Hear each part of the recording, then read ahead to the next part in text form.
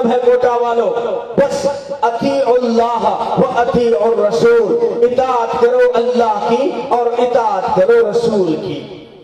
دو چیزیں اور بھی لی گئی ہیں، اجماع امت اور قیاس، لیکن اجماع امت یعنی جس پر صحابہ جمع ہوئے، صحابہ اسی روشنی پر جمع ہوئے جو روشنی قرآن اور حدیث سے نکل رہی تھی، اور قیاس کو بھی وہیں تک سفر کرنے کی اجازت ہے جہاں تک قرآن اور حدیث کی روشنی ساتھ دے رہی ہو، ورنہ اندھیروں میں بھٹکنے کو قیاس کو بھی کوئی اختیار نہیں ہے۔ تو اطیعوا اللہ و اطیعوا الرسول، اطاعت کرو اللہ کی اور اطاعت کرو رسول کی۔ یا اللہ تیری اطاعت ہم کیسے کریں؟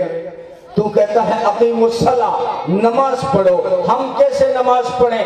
کہتا ہے وآتوا الزکاۃ، زکوٰۃ ادا کرو، لیکن ہم کیسے زکوٰۃ ادا کریں؟